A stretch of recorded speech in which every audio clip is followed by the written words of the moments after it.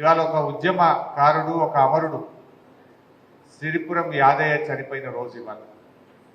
కరెక్ట్గా ఇవాళకి 14 ఏళ్ల క్రితం ఆనాడు చలో అసెంబ్లీ అనేటువంటి ఒక కార్యక్రమం జరుగుతూ ఉంటే, అంటే తెలంగాణ కోసం అసెంబ్లీలో తీర్మానం చేయాలని ఉమ్మడి ఆంధ్రప్రదేశ్ రాష్ట్రంలో ఫిబ్రవరి 20వ తారీఖు 2010వ సంవత్సరం ఆనాడు ఉస్మానియా యూనివర్సిటీ నుంచి అసెంబ్లీ వైపు వస్తూ ఉంటే పోలీసులు అడ్డుకున్నారు, ఇనుప కంచెలు వేసినారు, బాష్పవాయు గోళాలు కొడతా ఉంటే సిరిపురం యాదయ్య ఉస్మానియా యూనివర్సిటీ గేటు దగ్గర ఆయన నిప్పంటించుకొని అమరుడైనటువంటి రోజు ఇవాళటి రోజు.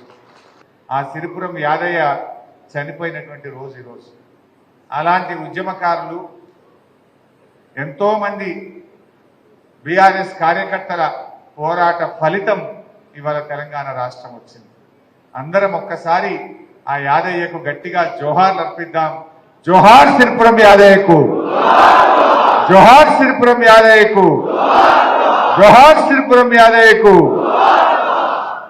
కానీ ఇలా చాలా బాధ కలిగే అంశం ఏంటంటే, ఎంతో మంది అమరుల త్యాగ ఫలితం, ఎంతో మంది పోరాట ఫలితం, మన కేసీఆర్ గారి 14 ఏళ్ల ఉద్యమ పోరాట ఫలితం, చావు నోట్లో తలబెట్టి తెలంగాణ మన కేసీఆర్ తెచ్చింది.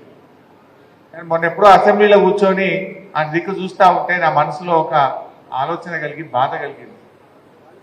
ఆనాడు ఉద్యమ సమయంలోనైనా, లేదు తెలంగాణ రాష్ట్రం వచ్చిన తర్వాతనైనా, లేదు మొన్న ముఖ్యమంత్రిగా బాధ్యతలు చేపట్టిన తర్వాతనైనా కనీసం ఏ ఒక్క రోజు కూడా తెలంగాణ అమరవీరులకు స్తూపం దగ్గర ఒక పువ్వు పెట్టని వ్యక్తి, ఒక్కనాడు శ్రద్ధాంజలి ఘటించని వ్యక్తి రాష్ట్రానికి ముఖ్యమంత్రి అయ్యే కదా అని నా మనసుకు ఎంతో బాధ కలిగింది.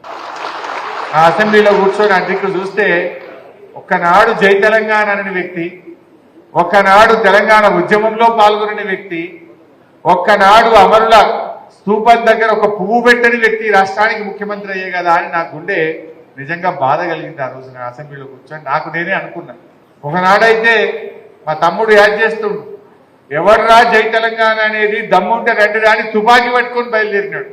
అటువంటి వ్యక్తి రాష్ట్రానికి ముఖ్యమంత్రి అయ్యే కదా అని నేను ఎంతో నాకు నేను అసెంబ్లీలో కూర్చొని నా మనసులో కొద్దిగా బాధపడ్డటువంటి సందర్భం.